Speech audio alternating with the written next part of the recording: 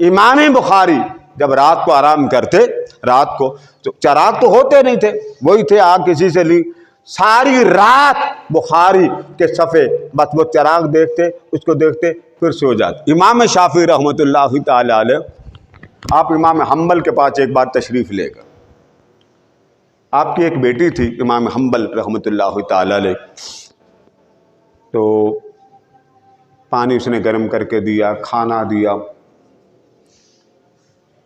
تو صبح ہوئی تو امام شافعی جانے لگے، تو امام حنبل کی بیٹی نے کہا باجان میں آپ کے استاد محترم سے کچھ سوال کرنا چاہتی ہوں۔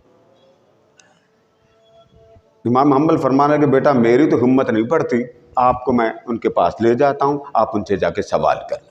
سوال ہر زمانے میں ہوئے، مگر آج سوال کریں آپ کسی داڑھی والے سے، اول تو آپ کو گستاخ کہے گا یا کہے گا آپ شیعہ کی زبان سے بول رہا ہوں، جواب نہیں دینا۔ کھانے سے فارغ ہوئے، امام حنبل رضی اللہ تعالیٰ عنہ نے اپنی بیٹی کو آگے کر دیا، حضور میری بیٹی آپ سے کچھ پوچھنا چاہتی۔ جی بیٹے پوچھیں۔ اب امام حنبل کی بیٹی کے سوال سنیں، کہتی حضور اولیاء اور عرفاء کھانا تھوڑا کھاتے ہیں، اولیاء اللہ والے جو معلم ہوتے ہیں وہ کھانا تھوڑا کھاتے ہیں، آپ نے سارا ہی کھانا کھا لیا؟ یعنی وہ جو 2 آدمی کھا سکتے تھے سارے ختم کر دیا؟ ایک میرا سوال۔ دوسرا سوال یہ کہ اللہ والے ذکر کرتے ہیں، آپ ساری رات سوئے رہے، ساری رات سوئے رہے اور صبح اٹھے تو بغیر وضو کے آپ نے جماعت کرا دی۔ سوال مکمل ہو گیا۔ قربان جائیں کیسے کیسے استاد ہوتے تھے۔ آج تو کسی کو سوال کرنے والے کہاں جاتے ہیں، پہلے یہ داڑھی والا اس سے میں نے سوال کیا نا، یا جوتے مار کے مجھے مسجد سے نکال دینا یا دہشت گرد کہہ کے مجھے نکال دینا۔ وہ سوال کرنے والے بھی ادب والے تھے اور سوال سننے والے بھی۔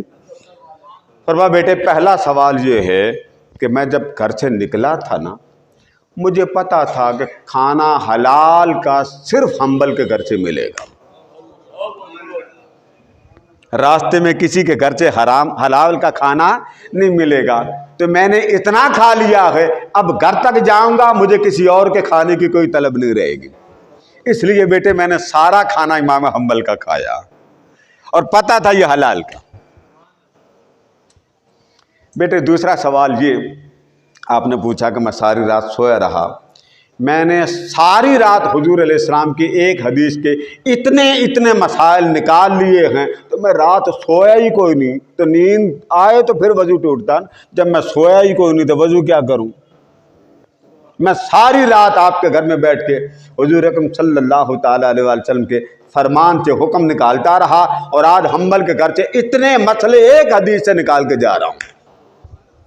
تیسری بات یہ ہے کہ میں نے وضو نہیں کیا، تو بیٹے مجھے نیند نہیں آئی۔